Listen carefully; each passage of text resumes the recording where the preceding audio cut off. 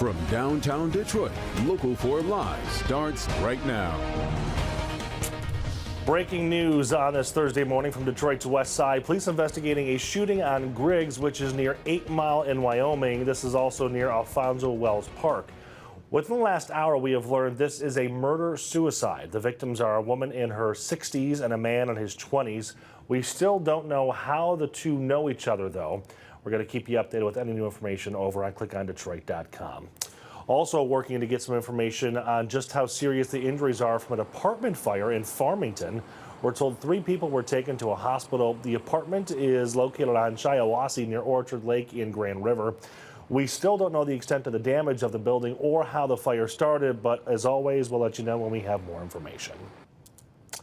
Well, good morning, everybody. I'm Nick Monticelli. Let's take a look at some other conversations happening in the next 2 hours here on Local 4 Live on a busy news day. We're going to start in the Middle East, where a ceasefire agreement is in place. President Trump says both Israel and Hamas have agreed to the first phase of his peace plan. You're looking live at the top of your screen at the Israel-Gaza border. Then as we take a look at northern Michigan, fall colors are changing our trees to shades of red, yellow, and orange. Ashley has your updated fall colors forecast and a look at some frost advisories that are lingering. And then we're talking postseason baseball as the Tigers bats came alive yesterday to force a Game 5 in the ALDS, going to Seattle for Game 5 of that series. Well, developing in the Middle East, Israel and Hamas say they have agreed to phase 1 of a ceasefire plan. This is a live look at the border between Israel and Gaza. Israeli Prime Minister Benjamin Netanyahu says he is meeting with his government today to sign off on the deal. The plan calls for an end to the fighting and the return of hostages Hamas is holding. The Israeli government believes 20 hostages are alive. President Trump says they could be released as early as Monday. The UN says it plans to supply humanitarian relief to Gaza, and President Trump says other Mideast countries plan to help with reconstruction as part 2 of a peace plan. We spoke to a Wayne State professor about this deal. Well, first of all, it's a moment for cautious optimism. 2 years on, with all of this destruction and all this carnage, any kind of a relief, any kind of a pause is certainly welcome.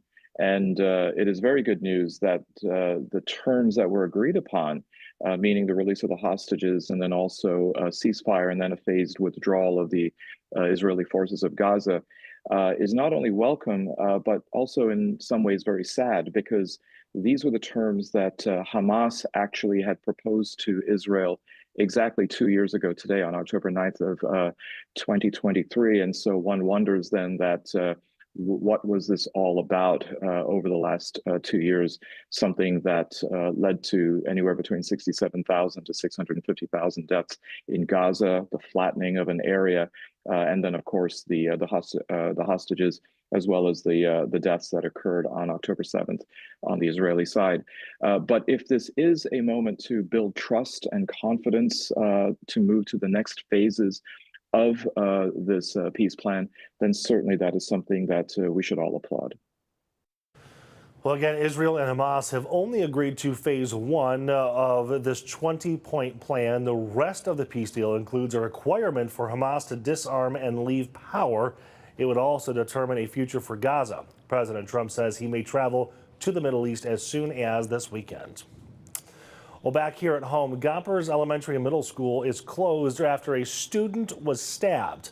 According to the school, a mom went to the school with a knife, gave that knife to her child, who then stabbed another student. The mom and child were arrested. The district says a security guard did not search the mom. That guard has been removed from the job. We are told the victim is recovering. The Michigan Cannabis Industry Association is taking action over a recent 24% wholesale marijuana tax, filing a lawsuit to try to stop it from taking effect. Governor Whitmer signed this tax into law last Tuesday. It's expected to raise $420 million a year for road repairs starting next year. But the industry says this tax changes a voter-approved law from 2018, and the case could end up at the state Supreme Court. The city of Melvindale under a boil water advisory after a possible bacterial contamination. A water shutoff affected the city's system on Wednesday and dropped the water pressure. People for now should boil tap water for a minute before drinking, cooking, or brushing teeth. The city is testing the water and expects some results today or tomorrow. All right, we got Ashley Barrissey here to talk some fall colors. With all the warmer weather we've had the past few weeks, it's been a slower start to that fall color season.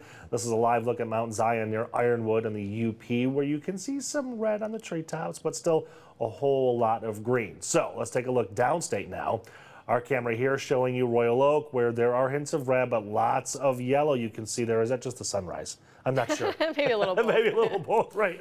Ashley is here with our fall foliage update. So I know the season was kind of delayed because of temperatures, right? That's a thing. But right. Then we got real cold, then it got real wet for a while, then it got dry. So there's a lot of factors at play here. There are a lot of factors. And, you know, the biggest factor really is the fact that we have less daylight hours, too. And so that impacts the chlorophyll that you have in the leaves. And so much science. Yeah. So, you know, even if it's, you know, you think, oh, it's going to be summer-like through, you know, if we held on to that through the next 2 months, you're still going to see color change because our daylight hours are dwindling.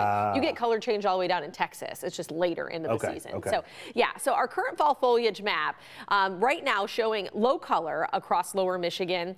I would beg to differ that there's probably some moderate color in patches, but probably the lower color just because some of these leaves have just turned brown, crisp, and fallen off. There's no in between. That's right. And then you go up into the UP, we're near peak, especially on the western tier of the Upper Peninsula. So the 1 week forecast that takes us into early next week would put a good portion of the UP past peak and put moderate color across a good portion of lower Michigan. So if you're trying to maybe plan out a few pictures with the fall colors with the fam, so many people do that for Christmas cards and things like that. Get in a wagon, put the flannel on and go take a picture. That's right. So, yeah, I mean, it doesn't get any more American than that. Right. So yeah, you might want to kind of plan for those pictures in the next week or two. And I do think you'll start to see them pop a little bit more, kind of diving more into the science of it that Nick was alluding to here. When it's very dry, that can delay the color change and also call for it to be more muted. When you have more moisture, which we haven't had. I mean, we've had a very dry stretch, but the moisture helps with the vibrancy, and that's really over a prolonged amount of time. That can date all the way back to spring through summer into fall because these trees are going to hold some of that moisture as well. I mean, they don't just wilt after a week stretch of dry weather, but the latest rain will help with that. And then we are now starting to get to cooler nights, which is key. You want kind of warm, sunny afternoons with the cool, crisp nights, which we have not had up until the last 2 mornings where we've woken up on the cooler side. So here's a sneak peek at the lows over the next 7 days where we will be looking at those 30s and then we get back into the 40s, which is still average. But I would say that the next couple nights dipping into the 30s and then the fact that we had a little rain this past week, maybe a little bit to, as we go into the weekend, that will help pop those colors in the next week and probably at peak in about 2 weeks. So I know that the frost we're having right now is seasonal, right? As you like to say, it's normal, right? It's normal, but yes. It seems like we had a drastic drop from summer temperatures into this frost. So 20-degree drop. Right. When it drops that quickly, does it affect what happens with the colors? I don't think it's going to have a negative effect as far as like putting a tree into shock or something like that. Now, if you had a hard freeze, those leaves would be done. They would just fall off. But, frost, they should be okay. But I do think it would start to expedite the process. So now that we do have some cooler nights, you'll start to see them pop up. Bust out the flannel then. It's time. Time for your pictures. All right, Ash, thank you so much. Well, after silence on Tuesday, the Tigers bats came alive yesterday in Motown. Next, we're talking postseason baseball and the all-important Game 5 happening back in Seattle tomorrow as you're looking live over Comerica Park right now. Derek Hutchinson from Detroit Sports Plus is going to be in here to tell us what the Tigers need to do to bring home Game 5.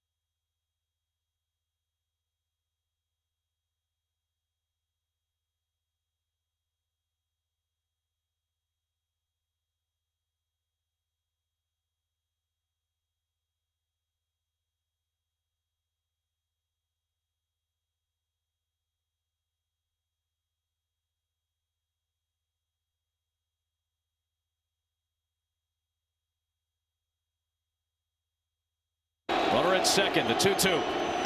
Back up the middle, a base hit. Jahmai Jones will score. Baez halfway between first and second.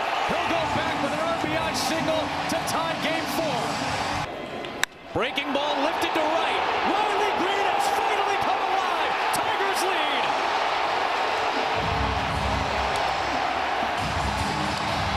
lead. In the 5 spot real quick, and now 2 more.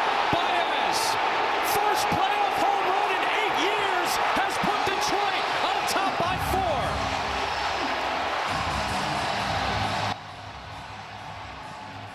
Gosh, it was just a nail-biter through the first 4.5 innings over at Comerica Park. Then the Tigers' bat showed some life. The Tigers' rally was started by Dylan Dingler. Then a string of runs from the middle of the lineup with Javi Baez, Riley Greene, and Baez again that brought home tying runs, then opening the floodgates for the offense. The Tigers hold off the Mariners for a 9-3 victory, sending the series for a all for the marbles Game 5 back in Seattle. You know, going into the game, we talked about it being an elimination game for us, but we also knew it was going to be a very aggressive game for them. And obviously we had a comfortable lead where they weren't going to get too many more of their back end guys. But no, it didn't surprise us just because, Game 5 elimination games are something to avoid when you're on the lead side too when it comes to going into Game 4. So we knew that Spire was going to be a part of it. Had it been closer, Brash and Munoz would have been a part of it. There's no secrets when you get this deep in a series. The experience of playoff baseball, I understand winner go home games are a little bit different, but like every game means a ton. So it's not like Game 1 or Game 2 or Game 3 are any different than Game 5, in terms of wins and losses. But the game stays the game, and that's kind of what you're going to hear me reiterate is I just need to be focused on being pitch by pitch and trying to execute the game plan that, that we'll create. All right, the Tigers now heading back to Seattle for Game 5. First pitch for tomorrow's game is at 8:08 in the evening. So to break it all down, Derek Hutchinson is here. He's our digital executive producer and a co-host of the sports talk show Detroit Sports Plus and our resident Tigers expert. I noticed starting at about 1 o'clock in the afternoon, maybe 2-ish, I couldn't find you in the newsroom yesterday. Yeah. I don't know. I just disappeared into Comerica Park. What was that game like being there in person? The first half was, you could feel the tension, right? Because 3 runs felt like a steep mountain to climb with the way the offense has been playing. But as soon as they broke the seal, and it was very quick. They went from nothing to 3 straight at bats with RBI hits. So as soon as the Tigers broke the seal, it was just a party in there, and you could tell that it was the celebration that Tigers fans have been wanting to have in a home playoff game since last year when they had their hearts broken at home. Yeah, right. Okay, so looking at the game, and looking at what the offense did, how much of that was luck and how much of that was A.J. Hinch? Well, I don't think – it didn't seem like luck at all to me. I mean, they were hitting the ball hard. Honestly, early in the game, they were hitting the ball hard too, but they just weren't falling for hits. So A.J. Hinch pulled the right levers, like putting in Jahmai Jones early.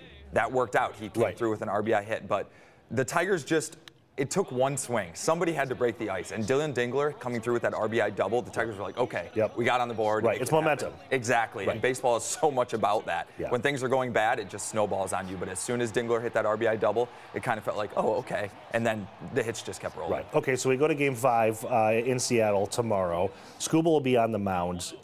How good of a thing is that for us, but does it also give us some almost too much confidence going in? Yeah, there is a sense of calm over the fan base because you've got Skubal, but we have seen that isn't an automatic win, Skubal had 2 big starts against Cleveland down the stretch in the regular season. The Tigers didn't win either of them. Obviously, Skubal started Game 2 of this series. Tigers didn't win. So it's not just Skubal. He can't do it on his own. The offense has to score. But if you're going to pick a guy, you want the best pitcher in the world to be the guy. So the nice thing about this setup is that Skubal is this sort of emotional pitcher who likes to have a chip on his shoulder, and he's going back home for this start. He's playing against a team that beat him twice in the regular season and a team that, well, he didn't get the loss, but they won the game that he started earlier in this season. Also, last year, he started the Game 5 of the ALDS that the Tigers lost in Cleveland. So he's got a chance to kind of vanquish all of these demons in one start, so you know you're going to get the best of Skubal. If you're AJ, do you put all your heavy hitters at the top of the rotation, or do you reserve them? I think so.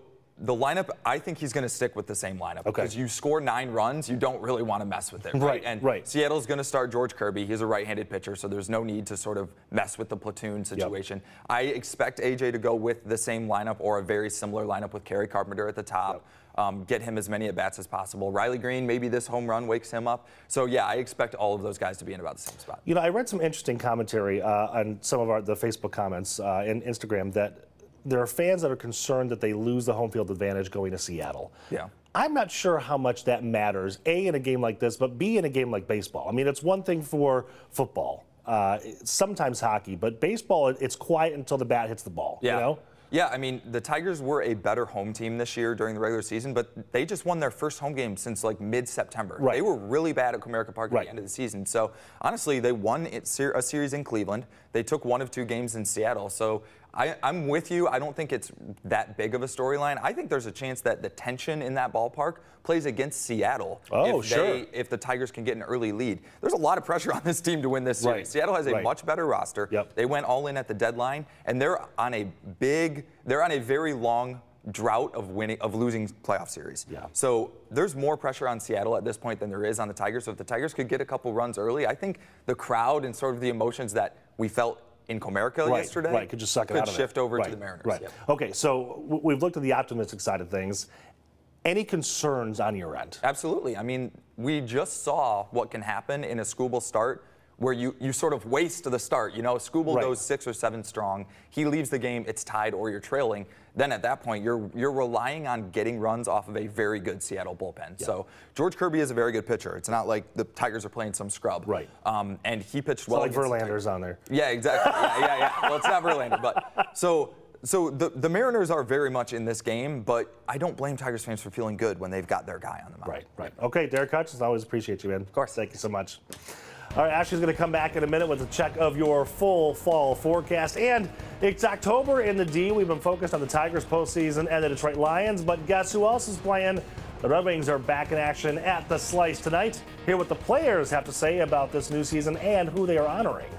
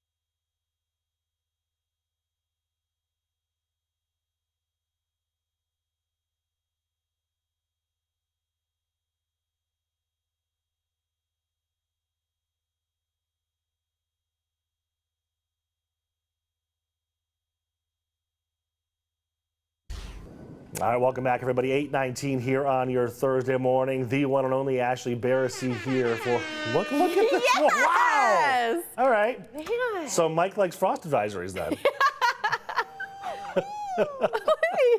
like already with the sound effects. I love it. All these buttons Mike, at his disposal now.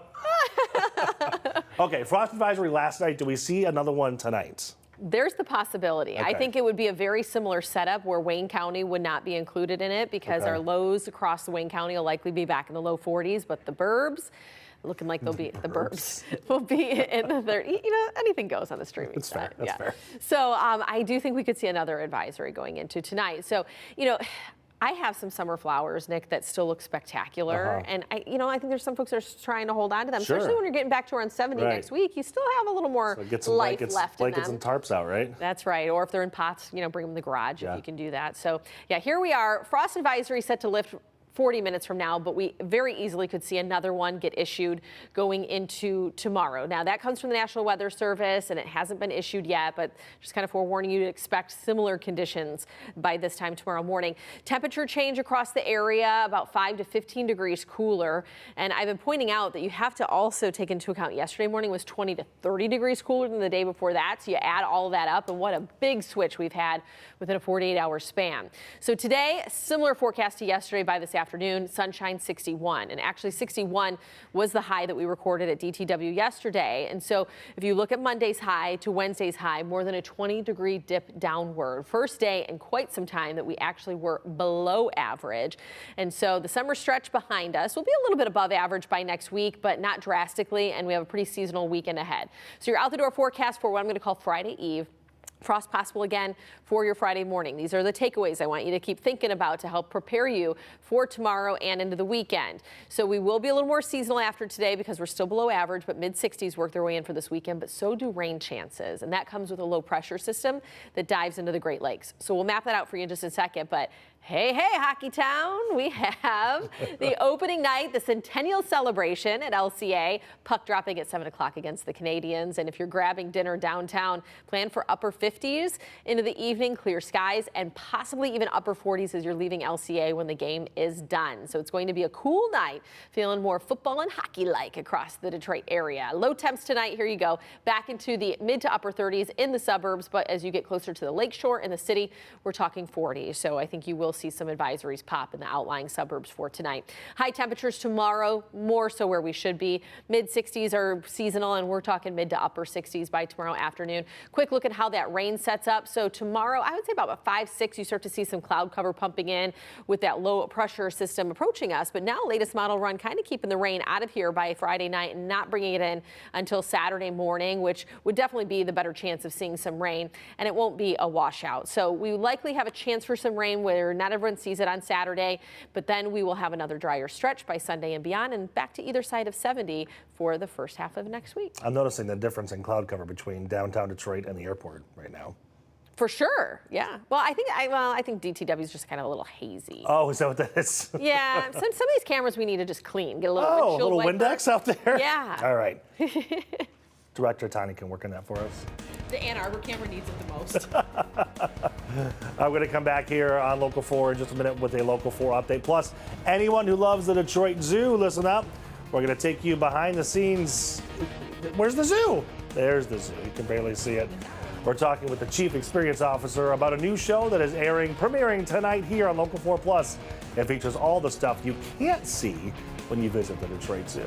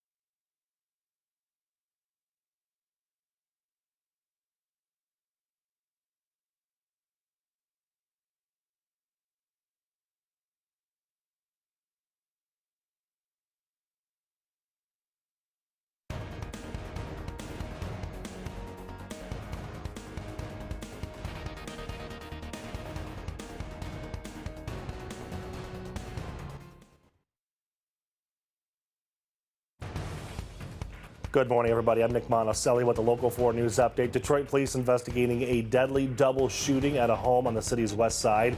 Investigators say this is a murder-suicide happening at a home on Griggs near 8 Mile in Wyoming. The victims are a woman in her 60s and a man in his 20s. We'll keep you updated with any new information over at clickondetroit.com. There's another 90 minutes of Local 4 Live coming your way over on Local 4 Plus and Click on Detroit and YouTube. I don't need to remind you, junk food, though, not good for our bodies, but the snacks could be harming our brains as well. Dr. McGeorge is breaking that down for us. Plus, we're debuting a new Local 4 program called Detroit Zoo Inside and Out.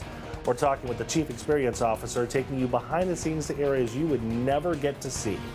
And Ashley is back with a look at your forecast in just a few minutes. Keep it here, and most importantly, switch to Local 4 Plus for all that behind the scenes zoo stuff.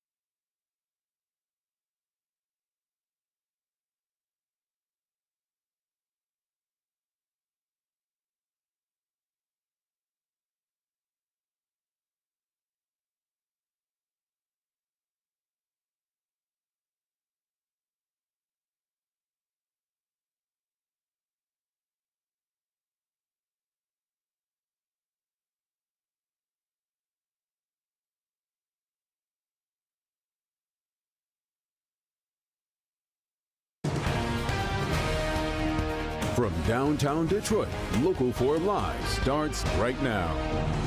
Good morning, everybody. Welcome back to Local 4 Live. I'm Nick Monticelli. Let's get to your headlines on this Thursday. We are following a developing story in the Middle East where it appears there has been a major breakthrough in the war between Israel and Hamas. President Trump says the first phase of a peace plan has been signed. It is a moment many Israelis and Palestinians have been waiting for. President Trump says negotiators reached an agreement on a path to the ceasefire last night. Experts say the path is a long and difficult one, but this is the first step towards ending that conflict.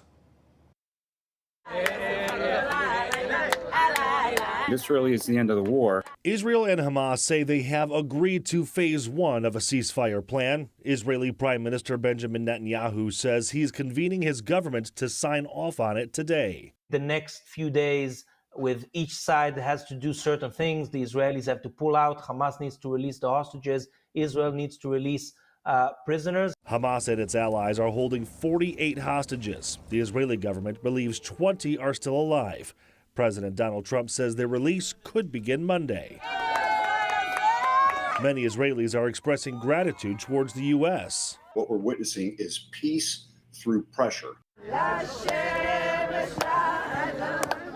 The Hostages and Missing Families Forum says members are excited, but adds, quote, "Our struggle is not over and will not end until the last hostage returns home." Reports out of Gaza say people there clapped and cheered at the news. It's incredibly quiet from the skies. Come on. The United Nations says it will supply sustained humanitarian relief to Gazans. Trump says other Mideast countries plan to help with reconstruction. I think Gazans will have massive relief as the war stops. Experts say the next phase of the ceasefire plan will be harder to implement. It speaks about reconstruction in Gaza. It speaks about an international security force. All of those things are very complicated. Now, the White House press secretary says President Trump may travel to the Middle East this weekend as peace talks are ongoing in Egypt. Let's take a live look at Capitol Hill, where the Senate is expected to pick voting back up on a plan to end the government shutdown. A sixth vote to end the shutdown failed to pass the Senate Wednesday when Republicans voted against a Democratic measure on a short-term spending bill. That bill would have reopened the government through November 2nd. Senate Majority Leader John Thune and Senate Minority Leader Chuck Schumer addressed the shutdown on the Senate floor just before the vote. Here's some of what they had to say. The President of the United States has said that as soon as it is passed in the Senate, he will sign it into law. So what you have is complete, unified support for a short-term funding resolution to keep the government open and make sure that all the government employees who are currently being impacted and their families can get back to work and get paid again. The government needs to be funded. Federal employees need to go back to work. Federal agencies and departments need to be open in providing the services that the American people expect. The government is shut down for one reason, and one reason only. Donald Trump and the Republicans would rather kick 15 million people off health insurance, would rather raise premiums by thousands and thousands of dollars a year on over tens of millions of Americans, rather than sit down and work with Democrats on fixing health care. One sentence sums it all up. Republicans are shutting down the government because they refuse to fix and address the crisis in American health care. Well, voting is expected to pick back up later on today. Still ahead, we know junk food isn't good for our waistline, but did you know it could be harming your brain too? Dr. Frank McGee is here with the new research. And then when you go to the Detroit Zoo, I'm sure you're wondering, who's taking care of these animals? How are they fed? What's happening behind the scenes? Tonight here on Local 4 Plus, we are giving you a look at everything you can't see when you visit those exhibits. A live interview with their Chief Experience Officer coming up.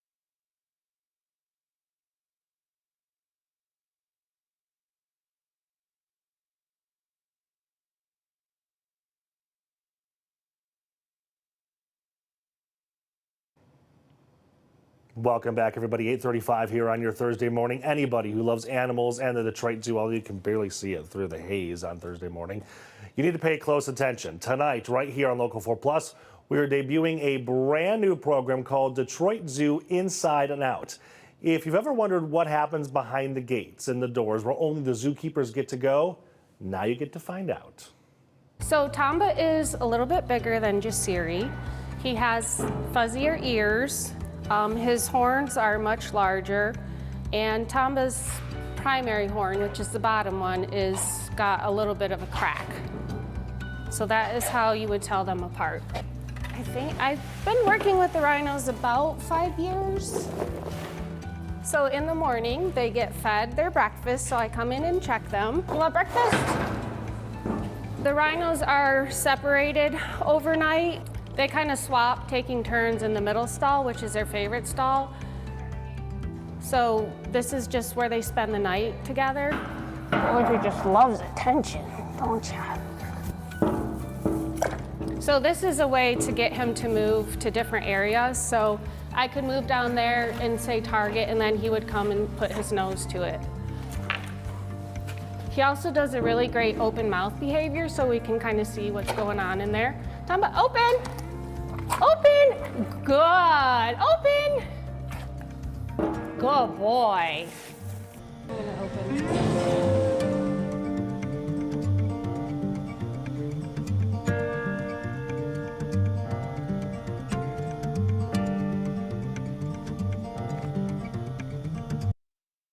Well, joining me this morning is a face you're going to become very familiar with on that show, Detroit Zoo Inside and Out. Randy Hamilton is the Chief Experience Officer with the zoo. I spent about 5 minutes just kind of scrubbing through the show this morning before I had to get on the here at the set. And within those 5 minutes, I learned that rhinos always poop in the same spot. They do. So you're going to learn something, in fact, a lot of things by watching this show. Just kind of tell us the thought process behind this, because it's a really great show. Yeah, absolutely. I mean, as you said, the opportunity to take people behind the scenes, you know, our visitors do not get that chance every day. And not only the behind the scenes at the Nature Center and at the zoo, but there's also incredible stories about the work that we do in our community and across the globe. And not everyone can travel with us to those places, so we get to share those stories as well. And that was the driver. Give me a couple of tidbits. What are some fun facts that people don't know or don't get to see? Sure. So first of all, the type of diets that animals have, how much they eat, what do we do with everything afterwards. Those will be things that we learn throughout our series. But tonight, there's going to be a lot that's learned about not only the expert care that goes into animals such as the rhinoceros, but we get a chance to talk about the 2 cassowaries that currently live at the zoo. They're an amazing bird. I've heard that they're also like a very dangerous bird, aren't they? They are a dangerous bird, and they're closely related to the dinosaur. You have dinosaurs at the Dinosaur birds, as my children would say. But yes, it's incredible. So this is going to be a monthly show, right? So we get to meet all the animals, all the zookeepers, and the zookeepers are your unsung heroes, aren't they? They are incredible. I mean, the fact that, you know, the chance for them to come in every single day, provide such thoughtful and expert care to those animals, really pay attention to their well-being, how can they thrive? They're amazing. I just am always in awe of the team that works there. Yeah. And for you, I'm just curious, this is, it's an interesting realm to go from what you do to producing a television show with cameras and all that. What's it been like for you to kind of switch hats and work on a show instead of just working inside the zoo? You know, it's been just a great adventure. I mean, the team has been wonderful to work with from WDIV, and we got a pretty decent team here. We got a pretty great team. But you know, I think it's been a really awesome journey for our team as well to be able to showcase what they do. It's not seen, it's not regularly seen, and there's also a lot of stories that we can't tell because there's just not time, or when you're there for a visit, it's just not the time or place to always have those conversations. So we get to dive deeper, and that's super exciting for us. So in fact, you just mentioned this, but what was the name of this bird again? The cassowary. The cassowary. Did I say that right? Yes. Why is it so dangerous? So it is one of the largest birds. Okay. It also has very long talons, and it is a carnivore. Okay. So, you know, there are a lot of features of this bird that if you were not thoughtful about the care or how you were coming close to an animal like that, it could be dangerous for you. But you know what? Here at the zoo, we have a lot of great care and a lot of protocols in place because we want to connect. But we want to connect people to the beauty of nature in many ways. So you know, people can't see that in real life, and they get to see it at the zoo instead. And I think that's part of one of the most exciting things here too. You know, I am a huge behind the scenes buff. I love seeing and learning the things that we don't normally get to see. And I think that's part of the best part of the show is that you'll get to see all the amazing people and things that happen that you wouldn't even think about. Absolutely. And, you know, there's going to be a story that I'm not going to share all the details right now. Okay. I can't. It's a teaser, but there is a very, very special, small and amazing but mighty animal that we'll share stories about that you don't always get to hear about, and we'll share more later. Okay, so I could be wrong here, but I think I saw a little portion of that. And I think it's okay to say that there's so much work that goes on behind the scenes, including preserving some species, right? Absolutely. Saving species is at the heart of everything we do. Conservation is important to our mission.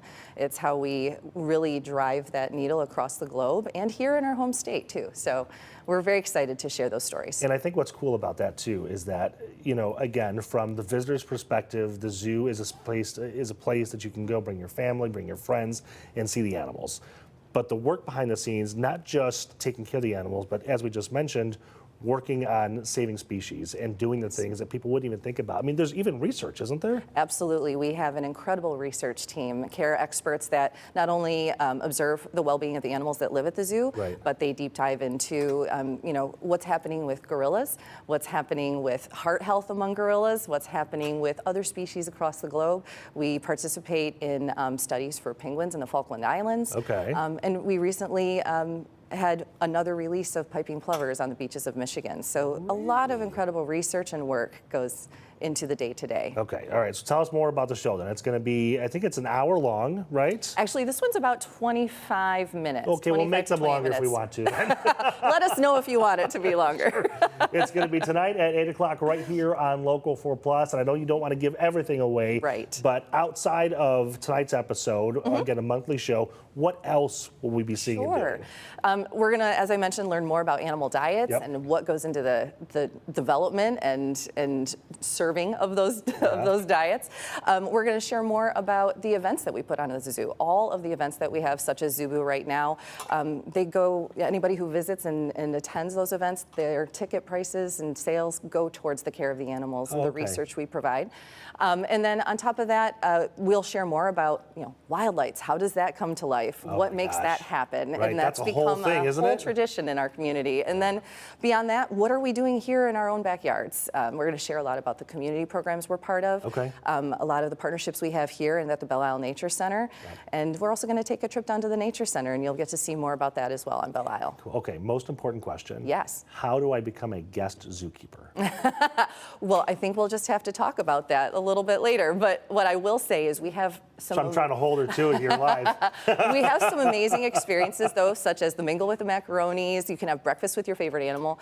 And those programs are available through our website. And when you do sign up for those or reach out to us, you get a lot of quality time with our keepers, and they share stories about those animals. Very cool. Randy, thank you so much. I can't wait for the debut tonight. Absolutely. Thanks for having me. Very cool. Very cool. Okay, did you consider that turning the heat on this morning because it was so cold? I know some of you did. Tanya did, didn't you, Tanya? Ashley is back to tell us if the cool weather is here to stay. And hey, Hockey Town! Red Wings back in action tonight, kicking off a very special start to a very special season.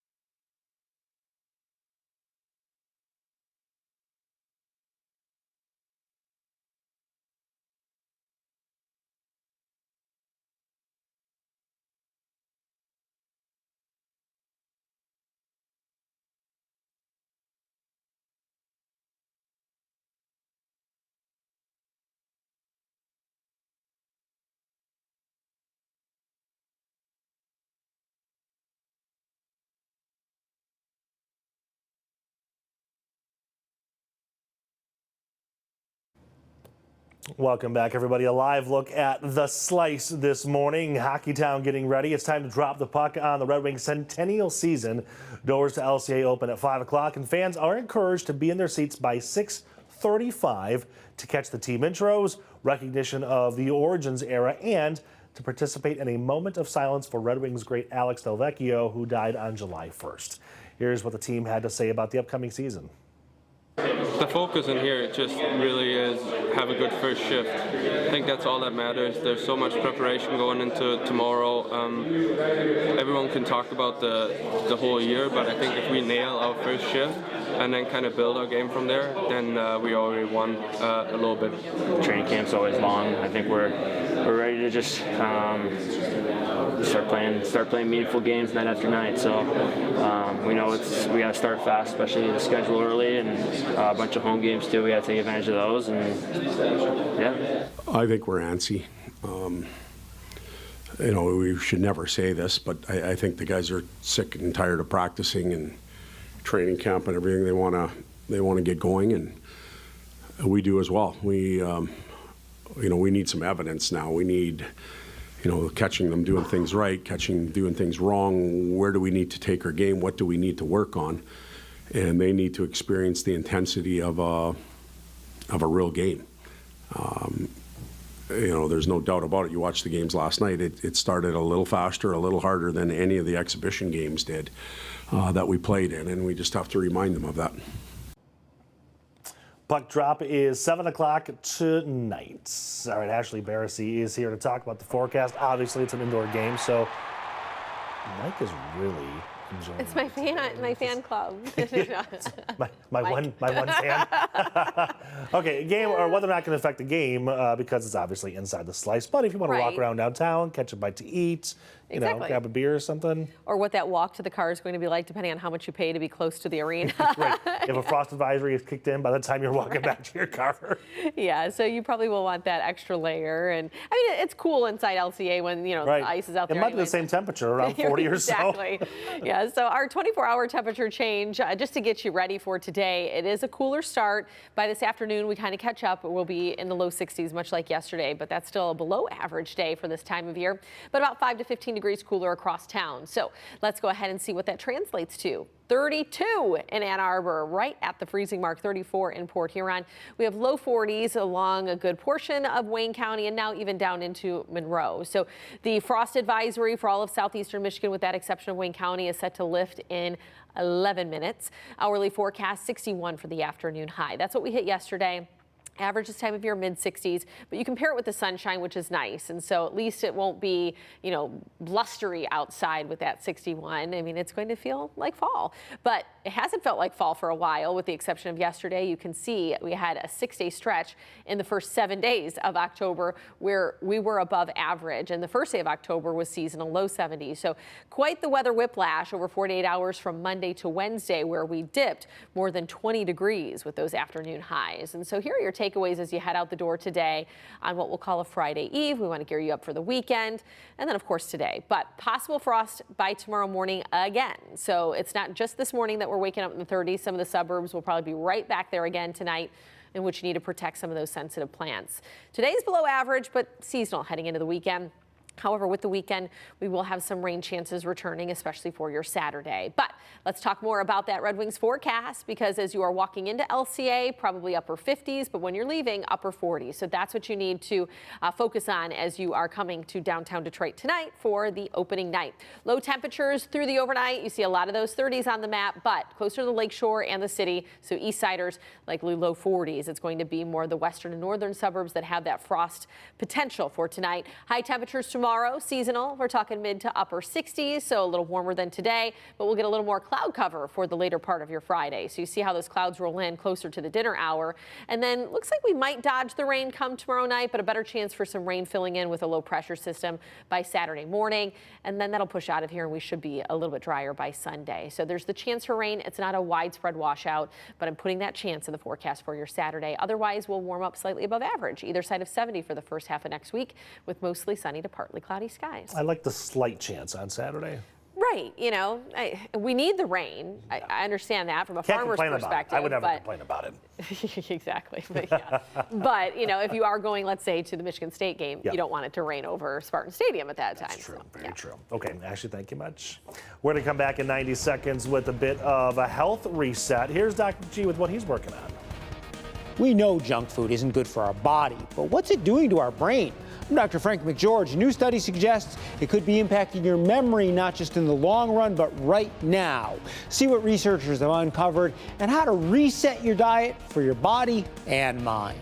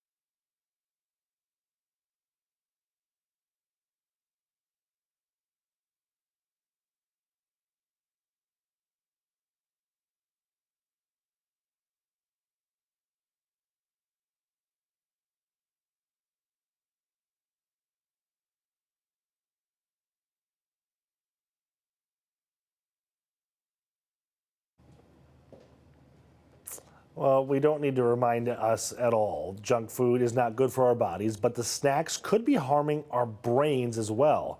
A new study suggests more junk food could lead to memory problems. Dr. McGee is here with the research and how to change your diet and your mind. Eating a high-fat diet is already known to raise the risk of dementia and Alzheimer's disease, but this study looked at more immediate, short-term impacts, and what they found is definitely food for thought. Research by the UNC School of Medicine suggests junk food can rewire the brain's memory hub, and it could happen fast. The study looked at mice fed a high-fat diet, similar to a Western-style diet, including foods like cheeseburgers and French fries. Scientists found the high-fat diet quickly had a negative impact on memory in mice. The changes appeared in just 4 days. Researchers say a specific type of brain cell in part of the brain responsible for memory became overactive after eating the high-fat diet, triggering the problems. Diet changes like intermittent fasting calmed the cells down and fixed the memory problems, at least in mice. A more study on the short-term impact of an unhealthy diet is needed, and whether intermittent fasting would be beneficial in humans as well. But this study definitely raises some interesting questions and another good reason to eat healthier for your body and mind. Back to you.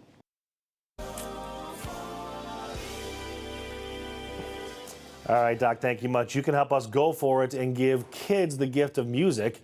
We're teaming up with the Detroit Symphony Orchestra and Detroit Harmony, collecting new and like-new musical instruments, just no pianos. Those are a little hard to collect. You can drop them off at the Detroit Harmony building on Wednesday, October 15th from 6 a.m. until 6 p.m. That's off Cass Avenue near Martin Luther King Jr. Boulevard. Just scan the QR code there on your screen. You can also make a donation for music lessons. Thank you so much for helping us go for it.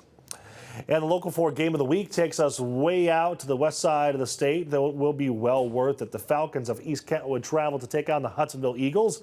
Tune in Friday at 7 o'clock on Local 4 Plus or click on Detroit.com. The Local 4 Game of the Week brought to you by State Champs Game Time Live and presented by Hungry Howie's. And Michigan fans, Saturday's big game in Los Angeles is going to be right here on Local 4. Watch the news at 6 o'clock Saturday evening, followed by our pregame show at 6:30. We're going to get you ready for Michigan to take on USC in the Coliseum. NBC game coverage begins at 7, and stay tuned for Local 4 News at 11 o'clock. And then on Sunday night, When the Lions take the field in Kansas City, you'll be watching them right here also on Local 4. Hobie Artiga is going to be in Kansas City for the big game. You can catch Local 4 News at 6, followed by our pregame show, and then game coverage begins at 7. Kickoff is at 8:20, and then our news at 11 o'clock immediately following the game. Well, much more ahead in our next hour of news. Investigators in Macomb County giving an update on a home invasion turned into a carjacking and then a police chase that ended in Harrison Township. We're going to take you to a live press conference where they're showing us some first-time video. And our first look inside of Detroit's newest skyscraper, the Hudson's Building. And then it's Breast Cancer Awareness Month. We are highlighting a survivor and a doctor. They're both trying to help women navigate a devastating diagnosis. More news and weather in our next hour. Stay with us here on Local 4 Live.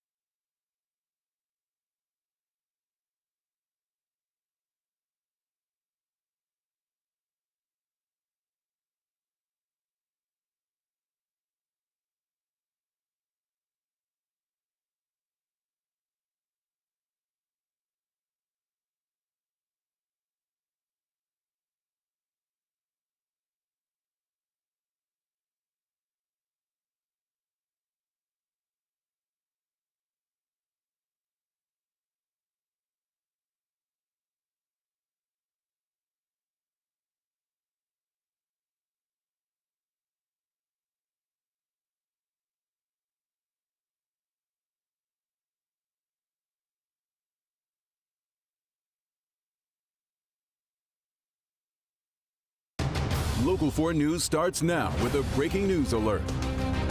And we continue to follow breaking news from Detroit's west side, where a man and woman are dead in what police are calling a murder-suicide. It's happened overnight on Griggs near 8 Mile in Wyoming. The victims are a woman in her 60s and a man in his 20s. We don't know, though, how the two know each other.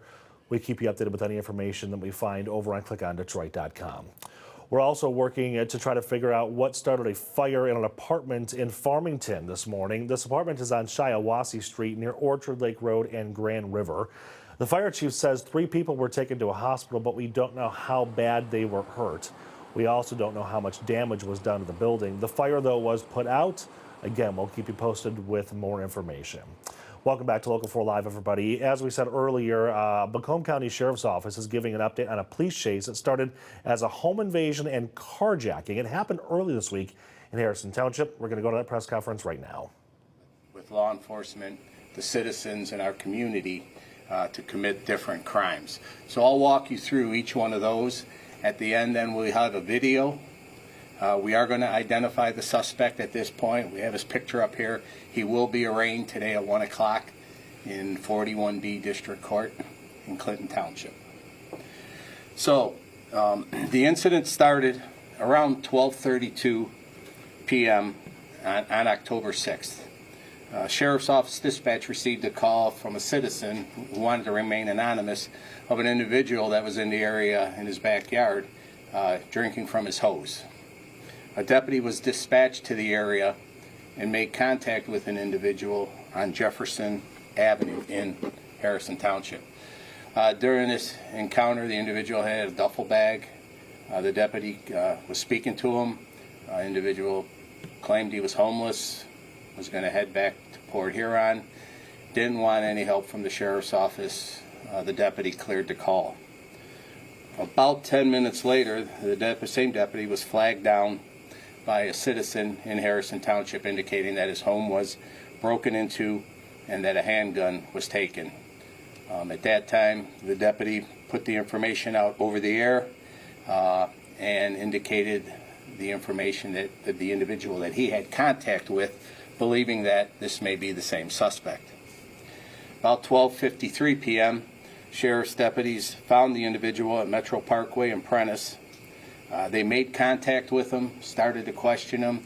The individual got what we would say a little hanky, wouldn't let us pat him down, at which point he took off and a foot chase was on. Deputies gave pursuit. At this point, we started to notify local school districts to lock down, believing the individual was armed with a weapon. At 1:01 p.m., we had a report of an armed carjacking in the area of Coleridge Avenue in Harrison Township, where the individual carjacked a 2023 black Ford Expedition. Deputies, about 3 minutes later, were able to locate the suspect on Metropolitan Parkway in Crocker.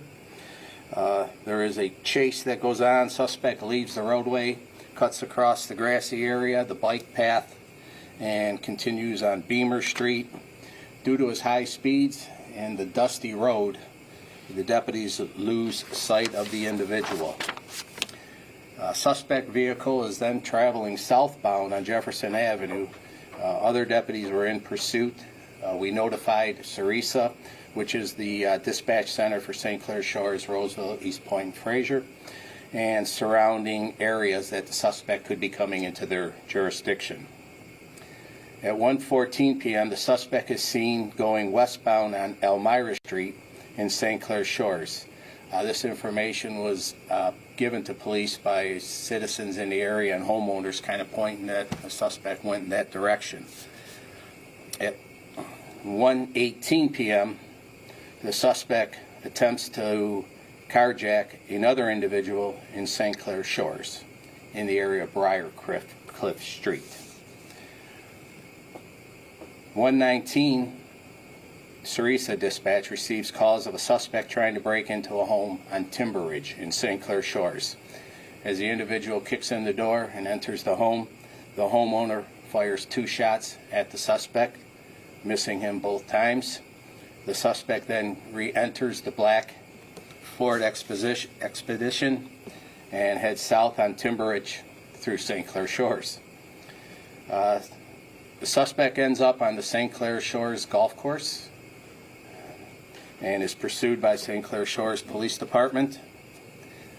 He eventually leaves the golf course, travels on Harper northbound, reported speeds of over 95 miles an hour. He continues through the city of Mount Clemens and eventually starts heading northbound on Gratiot out of the Mount Clemens. At this time, Clinton Township police officers are giving chase of the individual. Speeds were clocked at over 104 miles an hour as he's going northbound on Gratiot Avenue. Suspect then turns eastbound on Hall Road, heading to what we would believe is I-94, for a quick escape. He does get on I-94, but he decides to go westbound in the eastbound lanes. Luckily, he was driving on the shoulder. Clinton Township was still in pursuit. Again, it's one time, I think at such time, it was called off by Clinton Township Police because of the seriousness and the dangerousness of him driving the wrong way on the freeway. At 1:32 p.m., the suspect left the roadway on I-94 near Crocker, leaves the vehicle, and starts heading on foot towards the area of Bonaire Court and Rymel Street back in Harrison Township. He attempts to gain entry into 3 homes in that area, unsuccessful. He does get into a home and has a confrontation demanding the keys from a homeowner, at which time there is a scuffle. He does grab a fork and threatens to stab the homeowner. Again, the scuffle ensued and the subject received an injury to his hand and the suspect fled. He also went into another home on Rymel, confronted by another homeowner. The homeowner, he was demanding keys to the vehicle, at which time the homeowner said he was going to get a gun and shoot him. The suspect fled. As he left that house, sheriff's deputies were converging on the area. The homeowner pointed out his direction, at which point he was tackled and taken into custody. So you could see within 40-some minutes, this guy went through several communities, attempted to break into multiple homes, didn't care about property, didn't care about life. Again, one dangerous individual that was taken off the street. Suspect is Thomas Edward Tackett. He's 52 years old. He is from Port Huron, Michigan. He is out on parole when he was arrested. He has a lengthy criminal history dating back to 1995. And with his most recent crime sprees of fleeing and eluding in Clinton Township in 2017, 2 home invasions, one in Clinton Township and another handled by the sheriff's office, and in 2018 another home invasion up in St. Clair County. Charges were presented to the prosecutor's office yesterday, and they issued a 13-count warrant, carjacking, 4 counts of home invasion, 1 count of home invasion, 2 fleeing and eluding, 2 MDOP charges, assault with a dangerous weapon, resisting, obstructing police officers, operating with a revoked license, reckless driving, and another malicious destruction of property. Again, as the sheriff, and I'm sure leaders of our organization, when our men and women have to get in these type of situations, we do worry, we hope for the best, and I think in this incident, everybody came together, everybody did what they are supposed to do, what they're trained to do, and we were successfully able to take a bad guy off the streets. So at this time, we'll show you the video that we have put together. Each one of you can get a disc at the end of this, and then we'll take some questions.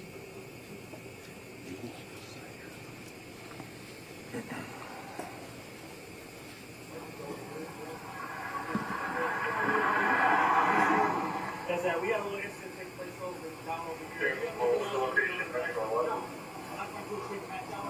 Okay, that's supposed to be finished. I don't mind that now. I don't mind that now.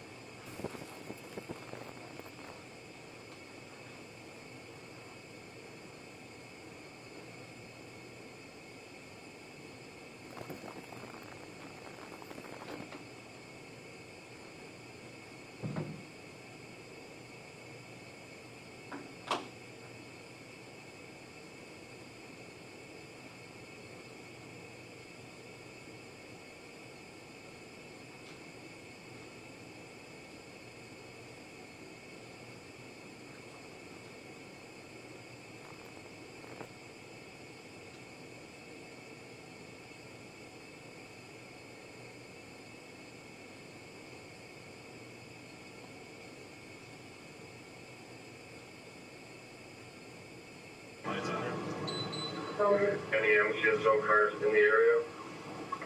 And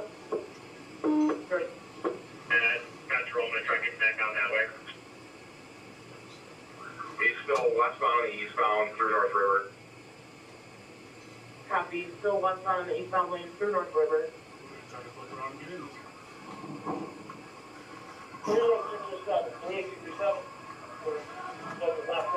Guys, over here! Show him! Go that way! Heading east! Heading east!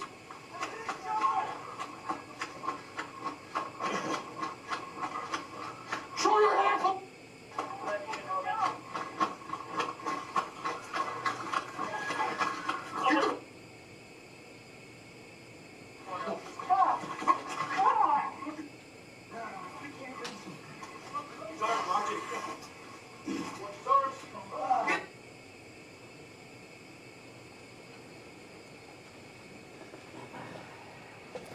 So as you could see, multiple jurisdictions, dangerous situations, but in the end, he's taken into custody. So we'll field any questions that you might have. Go ahead. Were there any drugs or alcohol after any of this? I don't know if you tested. I don't think we've found anything that he would be that way. There was a glass pipe out of the vehicle. Sure, that's about it. There was some paraphernalia, but in the vehicle that he carjacked. Right.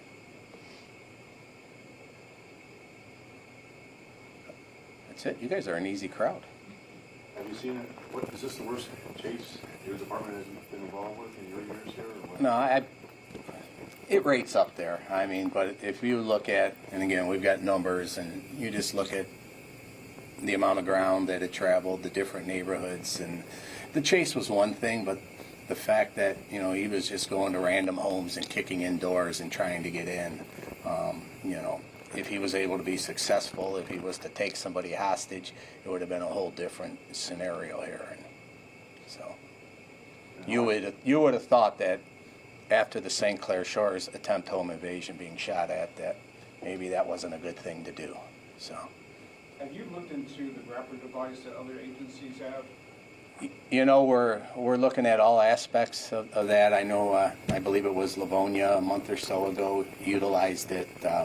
It's not on our radar yet, but we know that it's out there.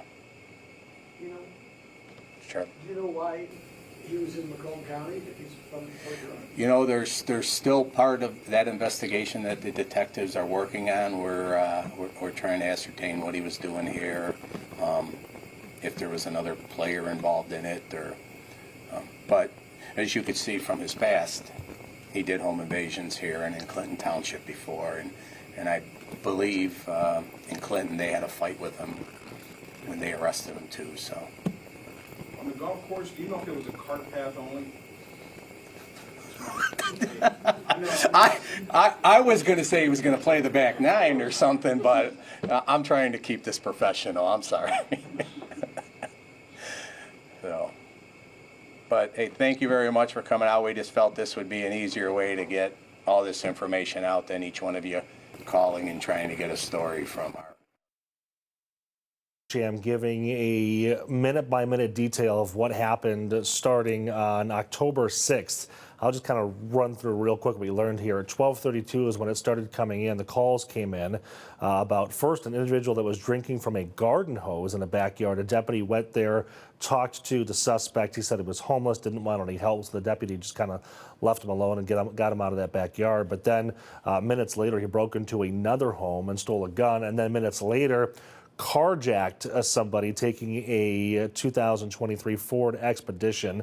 From there, he cut across grass, bike paths, eventually the golf course in St. Clair Shores, and then tried getting and breaking into several homes. I think I counted 6 or 7 of them. At one, the homeowner fired 2 shots. Didn't hit the suspect, but then another homeowner, the suspect grabbed a fork and tried to stab that person. Another homeowner said they were going to get a gun and fire at him, but it didn't happen. So again, breaking into 6, maybe 7 homes here. So just a very long, lengthy list here. He is a 52-year-old from Port Huron, Thomas Edward Tackett, who was already on parole. His most recent criminal history was home invasion, fleeing and eluding. So similar crimes that you just saw there in that video from the Macomb County Sheriff's Department. He has a now 13-count warrant for his arrest. He has already been arrested and will be arraigned at 1 o'clock this afternoon in the Clinton Township Court there at 41B over off of Groesbeck in Clinton Township. So that was the press conference just happened. It started at 9:01 this morning, again giving you a minute-by-minute detail of what happened on the 6th a couple of days ago. We're going to take a short break, and we come back, we'll reset and get to the other news of the day. We'll be right back.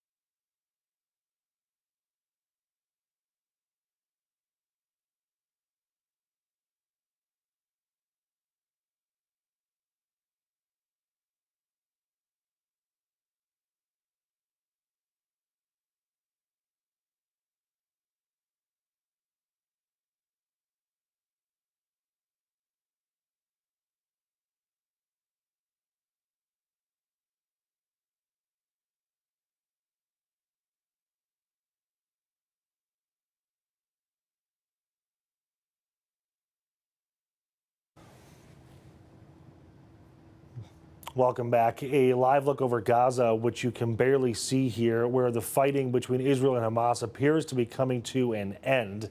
It is a moment many have hoped for since the conflict started 2 years ago. President Trump says the first phase of a peace plan has been signed. Experts say this process, though, will be long and a difficult one. As Alice Barr explains, it includes releasing all of the living hostages and the remains of those dead, and for Israeli troops to begin withdrawing from Gaza. Hi there. Important to note, the agreement so far is just for phase one of President Trump's 20-point plan, but nearly 2 years to the day after the October 7th Hamas attacks that started the war in Gaza. Finally, real hope for peace. Celebrations in Israel as word spread of a deal to free the remaining hostages from Hamas captivity in Gaza, pause the fighting, and see Israel withdraw its troops to what President Trump called an agreed-upon line. He spoke overnight on Fox News about a conversation with Israel's prime minister. I said, Israel cannot fight the world, baby. They can't fight the world. And he understands that very well. So it's amazing the way it's all come together, and it's a beautiful picture. That following dramatic moments during an event earlier Wednesday when Secretary of State Marco Rubio handed the president a note and a whispered message. I was just given a note by the Secretary of State saying that we're very close to a deal in the Middle East. The Israeli cabinet set to vote today on the peace plan President Trump advanced. Approval would trigger the pullback of Israeli forces, with hostages expected to be released on Monday, according to a senior White House official. What do you guys have to say to President Trump? Thank you!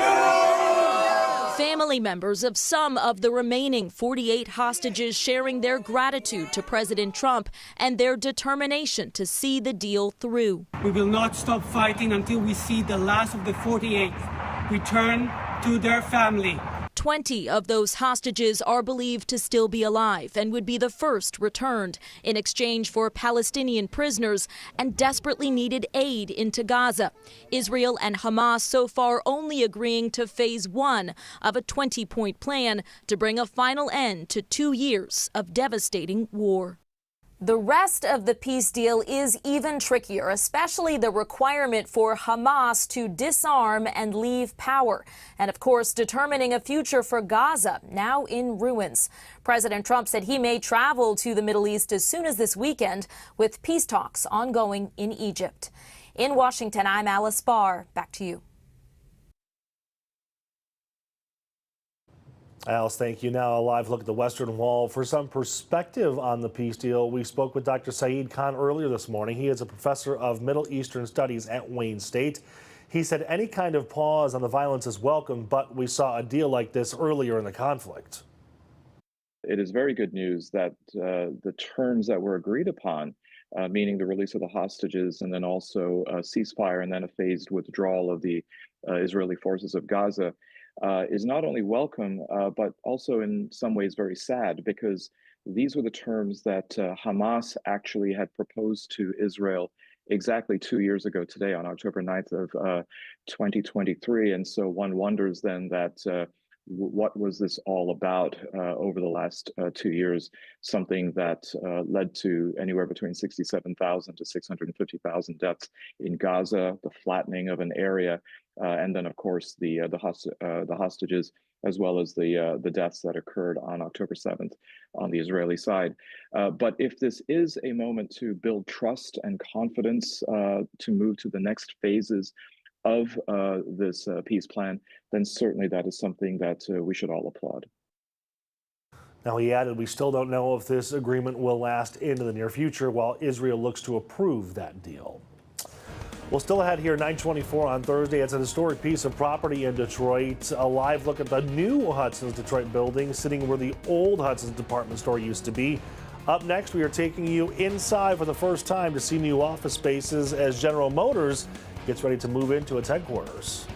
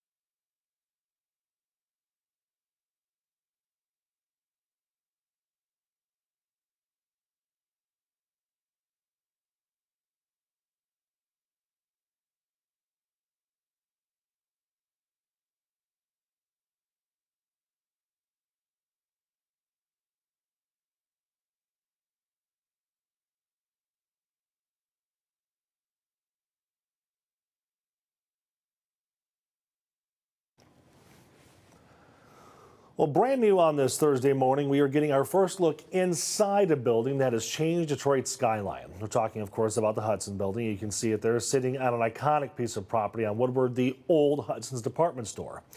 Yesterday, our crews were able to tour the 12-story building that will house office spaces, retail, an event venue, and a rooftop lounge. It's going to open next year. The 45-story tower next door will hold a hotel and condos. That's going to open in 2027. We got to look at the office spaces and a recreational area where people who work there can take a break. You have a full-time concierge service in there. You have a really beautiful lounge study area. There's a kitchen component that'll have light refreshments and food in there. There's a sports simulator room, a pickleball court with some lounge seating around it as well. And then you really have a beautiful sort of small but beautiful first-class fitness facility outfitted with Technogym equipment, beautiful windows looking southeast view, and then some change and shower room facilities that accompany that as well. And I think in a lot of ways the rec room was just sort of some further thinking on creating great spaces that will ultimately attract not only employers but team members or employees to want to go work in the office again. Also breaking news, we're going to cut this show short so I can go talk to our general manager about moving our studios there. GM also moving their headquarters to the building. They recently confirmed the tenants include the Gilbert Family Foundation, Accucentra, and the Venn Johnson Law Firm. We're going to have much more from inside this building coming up today on later editions of Local 4 News. Hey, Ash. Now, forewarned weather with Exact Track 4D. Well, hold on tight. We've been on a roller coaster ride. I want to recap the last 48 hours because of the swing in temperatures that have occurred.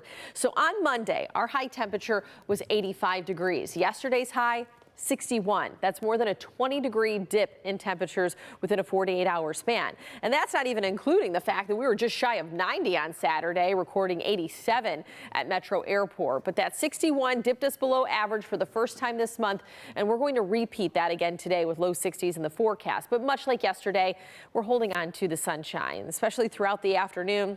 So you'll need the sunglasses. 61, and so we're just a little bit below average, but overall pretty seasonal sunny day. Out the door forecast, what you need to know, the takeaway throughout the rest of this work week and into the weekend. Frost will be possible again come tomorrow morning. And so much like this morning, we'll have temperatures through the overnight that dip into the 30s in the outlying areas. And so some patchy frost will be possible. That's not going to be as impactful for those hardy mums that you have with your kind of holiday decor, your fall decor outside. But if you are still holding on to maybe some potted plants from the summer that are still doing well because we've been in this summer-like stretch, you need to bring those inside or cover them up because they could be damaged even with mid to upper 30-degree temperatures. Now we'll be below average through the day today, but that all begins to change come tomorrow through the weekend as more average seasonal mid-60s build in. But what we are adding to the mix is a chance for rain this weekend. Not a washout, but we're going to map that out for you in a moment. However, hey, Hockey Town, puck drops at 7 o'clock tonight for the big Centennial celebration opening night at LCA. And plan for upper 50s if you're grabbing a bite to eat downtown with clear skies before the game, and then upper 40s as you are leaving Little Caesars Arena. So it's going to be a little chilly. You'll want to find your favorite sweatshirt and jacket. Low temperatures tonight, much like the overnight we just experienced. So we'll be in the 30s once again in the outlying areas, low 40s the closer you get to the city and the lakeshore. So we'll probably won't see as much frost formation in Wayne County just like last night, but the outlying areas we could. Highs tomorrow, though, do jump mid to upper 60s, so a very October-like day. We'll start tomorrow with sunshine, but clouds will be increasing as we head into the later part of the afternoon, early evening. Low pressure looks like it's going to dip in the Great Lakes this weekend. That brings a possibility of a passing shower well after sunset on Friday, but I think a better chance by Saturday morning, and even that isn't completely widespread or overly heavy. So we're just kind of keeping that slight scattered chance in for the first part of the weekend, drying things out on Sunday. So 7-day forecast, you can see the only real decent chance that we have will be Saturday for the rain. And like I said, that's not a guarantee, but maybe just pack the poncho to be safe if you're heading to East Lansing for the MSU game, which is a noon kickoff. But I think we have a better chance of maybe seeing that rain on the east side as opposed to in mid-Michigan. Mid-60s through the weekend, and then we will be rising to either side of 70 for the first half of next week. Once again, that's your 7-day forecast. All right, Ash, thank you much. It is Breast Cancer Awareness Month, and we are highlighting a survivor and a doctor both trying to help women navigate a devastating diagnosis. They're going to be here in studio next.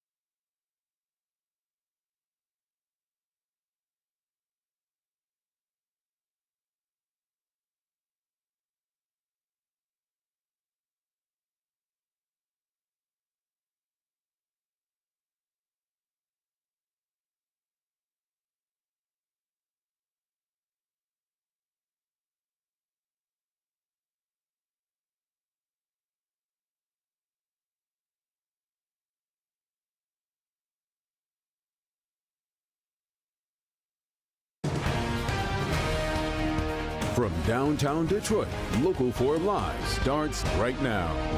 Welcome back to Local 4 Live, everybody. I'm Nick Monticelli. Thank you so much for watching. When you think of October, you might typically think about Halloween, maybe, the fall colors, postseason baseball.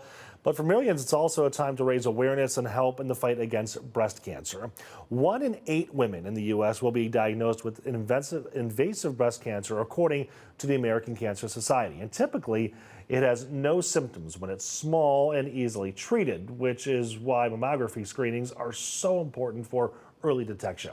It's one of the many important messages you're going to hear this month. So joining me to talk about those messages, we have a breast cancer survivor and current patient right now, Deon Pierce, and breast surgeon, Dr. Eric Brown. Thank you so much for coming in and talking about this. Deon, I want to start with you because you've got a very interesting story, because you've been working with Karmanos for years as kind of a leader and to help women who are patients go through the process and kind of understand what they need to do, right? Yes. How long have you been doing that? I've been with them 21 years. 21 years. Okay, so you're a guide to, because I have no idea what it's like. My mother actually is a breast cancer survivor. But to get that diagnosis, I'm sure, is scary. To navigate after that is probably even more difficult.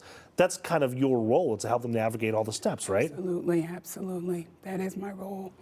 And you've been doing it for 21 years. 21 years, various roles, clinical trials. I have a vast background at Karmanos, yes. But then for you to switch from that leader role into patient, what was that like? It was challenging at first, just to hear that I would be someone that had to walk that journey. Right. But I knew Karmanos is the place. Right. They've got you, right? Hook, line, and sinker. That's my team, and they're amazing. They have the great resources, the providers. And so there was, hands down, I didn't need a second opinion anywhere else. Right. Although it's a good thing to have, right? We'll talk about here. Because that's what I do promote, and I do explain with a lot of patients. So yes. So I was reading your bio here, and what was interesting is that you have been getting yearly screenings forever. And then the 1 year you got too busy. Absolutely. I had some personal issues in October. I always go in October because we do a screening and preventive at Karmanos every October. Didn't do it. Said, I've been doing it. And I felt a lump under my right arm. And I knew at that moment. So I immediately called my PCP, primary care physician, had them do the necessary things that we need, a mammogram, ultrasound, and a biopsy. I knew the terminology, obviously, because I worked there. So I told her exactly what to do, where to fax it. I ran it down so fast. And so just a great team. As soon as I called, and they just took care of everything. And it is so ironic that you've been getting screenings for so long, but it was a self-exam. Yes. Which lends itself to the importance of those self-exams. Absolutely, it's so important. You have to take care of yourself and trust your body. I knew once I felt it, I knew that, and ironically, that was not where the cancer was. Oh, really? Once they did the exams, the cancer was actually in my breast, invasive ductal carcinoma. So it wasn't the lymph node that I felt. But thank goodness I felt it. Right. Because that wasn't even positive. Right. So Right. I wouldn't be here. Probably, hopefully I don't. How's your treatment been so far? Treatment has been great. I did neoadjuvant therapy. Okay, what does that mean? Which is you have chemotherapy first. Okay. Then my second component was surgery with Dr. Eric Brown. Okay. And then now I'll start radiation. And then I still have to do a little hormone therapy afterwards. Gotcha. So, yeah. Okay. But there's no cancer in me. It's all gone. The chemotherapy work. It's so important to come and meet with the doctor and the team. Right. Let them make the assessment and provide the best. And give you some Yes. options, yeah. So Yes. speaking of a team, that's why I wanted to ask you, Dr. Brown, because you're on the surgery side of things, right? But there's also your oncologist. There's an entire team of people that you should be working with. Can you kind of go through the list of people that are involved in treatment? Sure. Well, it's hard to follow that story. I know, right? You're just the guy over here. That's right, just the surgeon. So really, the treatment of breast cancer is multidisciplinary. So there's a breast surgical oncologist, that would be me. Medical oncologist, they do the medications, the chemo, pills, and the radiation oncologist. Sure. And we meet on a weekly basis, we review cases together, we look at the pathology, we look at the imaging, and come up with the best plan for that particular So you all do that together? We all do that together, yeah. Okay, all right. Yeah. From a surgery perspective, and of course I have absolutely no idea what that's like. I remember when my mother was going through this, and understanding more of it now that I'm an adult, a big challenge for women is the removal, because a breast, is, I'm sure, is a big part of you and part of your womanhood, right? Absolutely. But there have been incredible advances in the reconstruction, hasn't there been? Yeah. So we know, surgically speaking, that whether a patient does a mastectomy or a lumpectomy, where we just take out the cancer, the outcome's the same. Right. So the survival's the same, the recurrence is the same. Yeah. So the goal on the lumpectomy side is to have a good cosmetic outcome. Sure. Just like the goal with mastectomy with reconstruction is the same. Right. So we now are doing what's called oncoplastic surgery. Okay. And that's where we use a concept that we use. You're cheering over here. She's a cheerleader. Oh, yes. If you think of a plastic surgeon that does a breast reduction, they're taking tissue out and rearranging the rest, doing a breast lift. Well, they're doing a lumpectomy, they're just not lumpectoming anything. So oncoplastic surgery, we get to choose where the tissue comes out. I see. Plastic surgeon is there and they rearrange the rest. Okay. Then they go to the other breast and do a mini lift and a reduction on that side, so Okay. it's symmetrical. I see. So you get great cancer outcome because of the treatments, really mostly the medical oncologists that derive that. Right. It used to be where the plastic surgery would be something you would look at years down the road.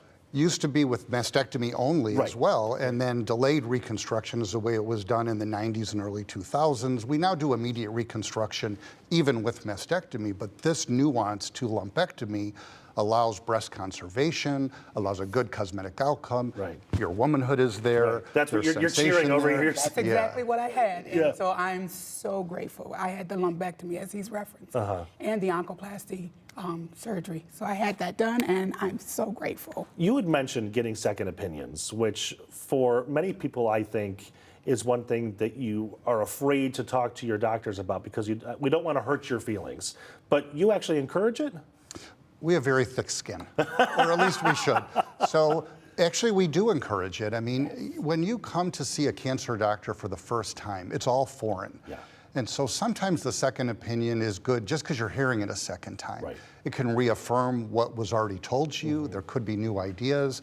Karmanos has a process of getting second opinions in very quickly. We use our navigators to help do that because it's not so much that it will change your mind, but sometimes it reinforces. We also have clinical trials that may be available at one place that isn't available at the other. You got to be comfortable with your team, and it gives you another chance to see a team. and then you as a patient get to decide where you're most comfortable having that treatment. Well, we're out of time here, but I want to ask you one more question, and producer Steven can kick me later for it.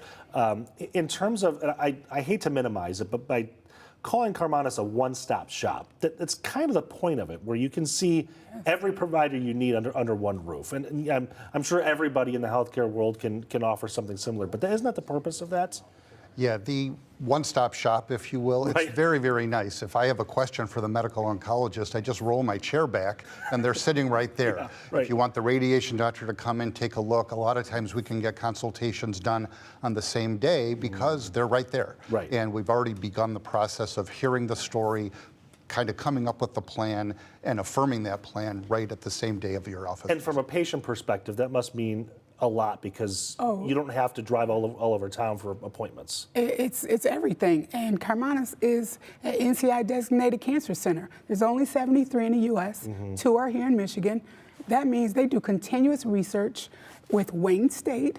So you're going to get all the options, beginning with standard of care, then above and beyond. Clinical trials, research, phase studies, hands down. You definitely want a second opinion. We get you in within 3 to 7 days.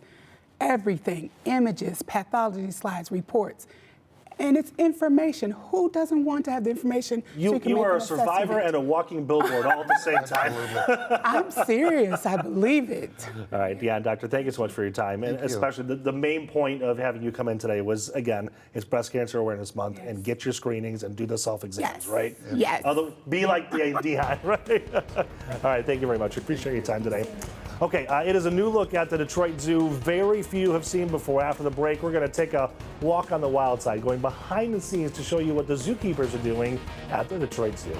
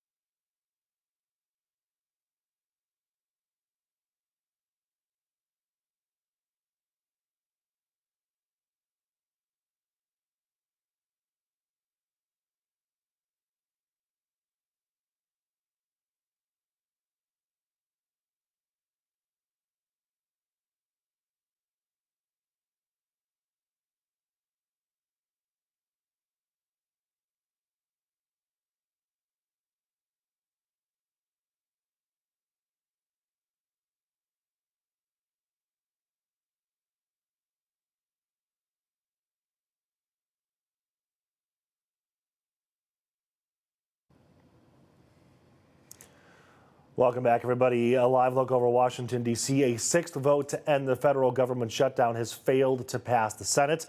The Senate rejecting the Democrats' alternative short-term government spending bill along party lines, with all Democrats voting for the measure and all Republicans voting against it.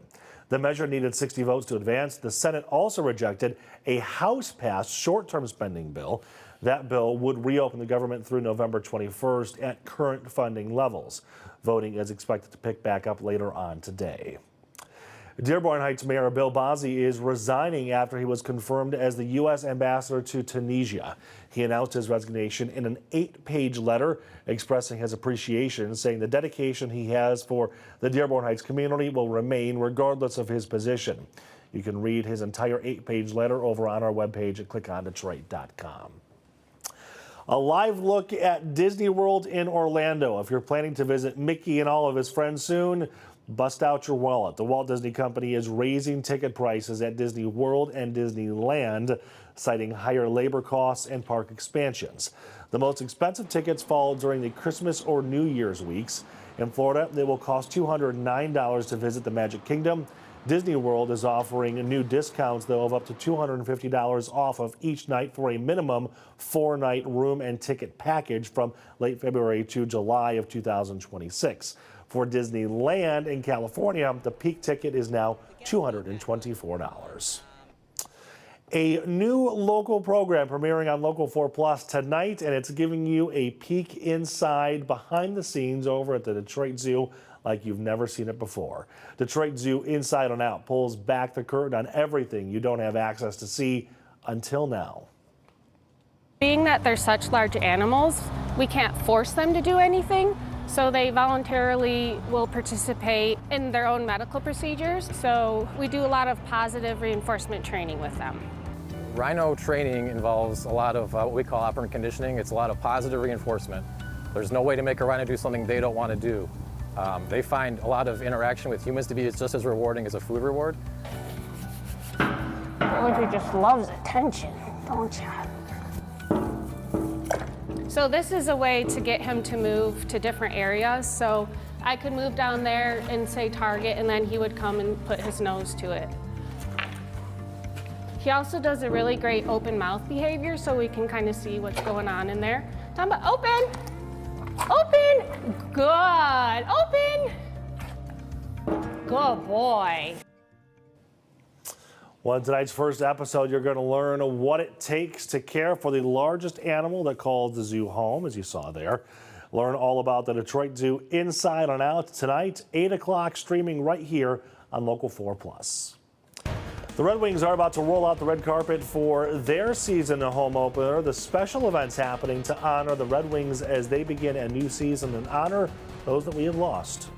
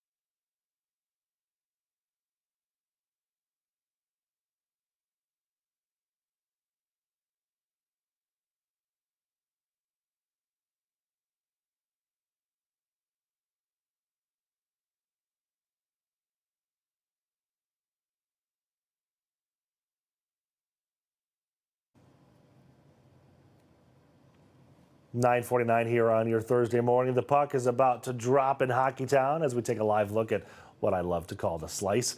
The Red Wings are hosting the Montreal Canadiens for opening night. The party starts with the Hockeytown Red Carpet Walk over in the Chevrolet Plaza outside of the arena.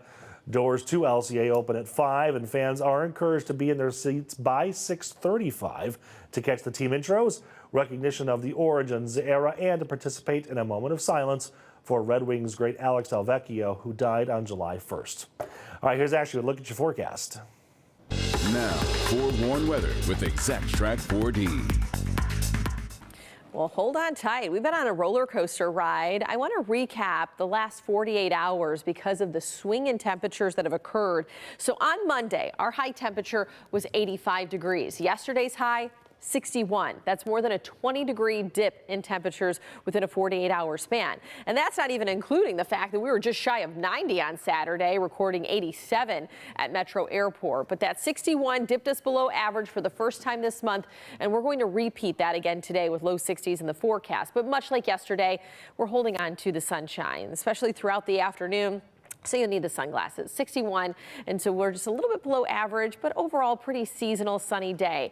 Out the door forecast, what you need to know, the takeaway throughout the rest of this work week and into the weekend. Frost will be possible again come tomorrow morning. And so much like this morning, we'll have temperatures through the overnight that dip into the 30s in the outlying areas. And so some patchy frost will be possible. That's not going to be as impactful for those hardy mums that you have with your kind of holiday decor, your fall decor outside. But if you are still holding on to maybe some potted plants from the summer that are still doing well because we've been in this summer-like stretch, you need to bring those inside or cover them up because they could be damaged even with mid to upper 30-degree temperatures. temperatures.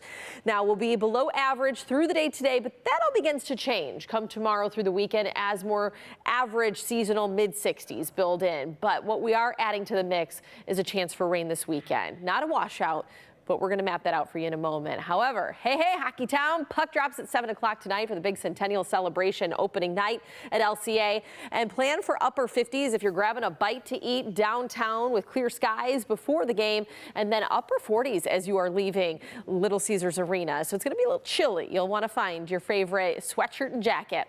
Low temperatures tonight, much like the overnight we just experienced. So we'll be in the 30s once again in the outlying areas, low 40s the closer you get to the city and the lakeshore. So we'll probably won't see as much frost formation in Wayne County just like last night, but the outlying areas we could. Highs tomorrow, though, do jump mid to upper 60s, so a very October-like day. We'll start tomorrow with sunshine, but clouds will be increasing as we head into the later part of the afternoon, early evening. Low pressure looks like it's going to dip in the Great Lakes this weekend. That brings a possibility of a passing shower well after sunset on Friday, but I think a better chance by Saturday morning, and even that isn't completely widespread or overly heavy. So we're just kind of keeping that slight scattered chance in for the first part of the weekend, drying things out on Sunday. So 7-day forecast, you can see the only real decent chance that we have will be Saturday for the rain. And like I said, that's not a guarantee, but maybe just pack the poncho to be safe if you're heading to East Lansing for the MSU game, which is a noon kickoff. But I think we have a better chance of maybe seeing that rain on the east side as opposed to in mid-Michigan. Mid-60s through the weekend, and then we will be rising to either side of 70 for the first half of next week. Once again, that's your 7-day forecast. Well, still ahead, we are getting in the Go For It spirit, how you can help children make beautiful music all across Metro Detroit.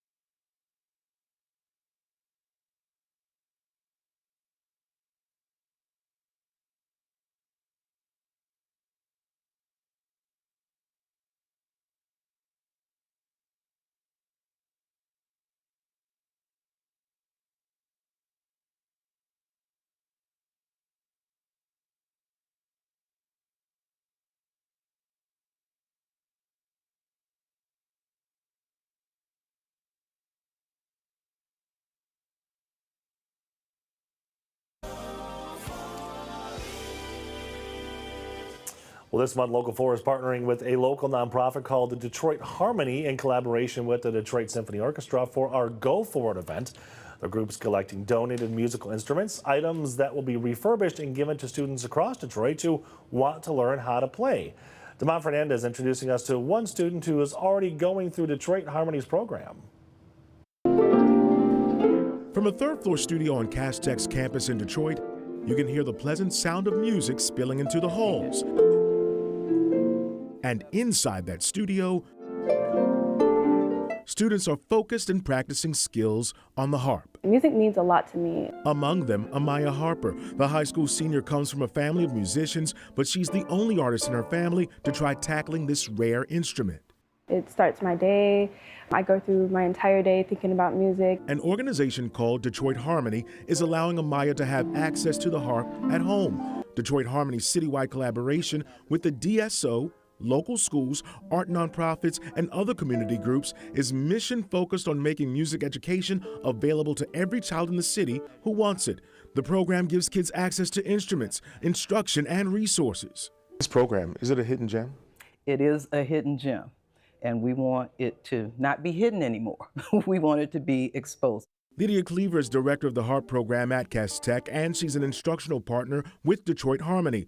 Cleaver's seen how the gift of gently used and refurbished musical instruments are making a difference in local youth through Detroit Harmony's program. To have it at home where they can practice and be motivated to see the fruits of their practicing more readily is very important. And that's music to anyone's ears. All it takes is someone who has an old instrument lying around to pack it up and play it forward. Let them go.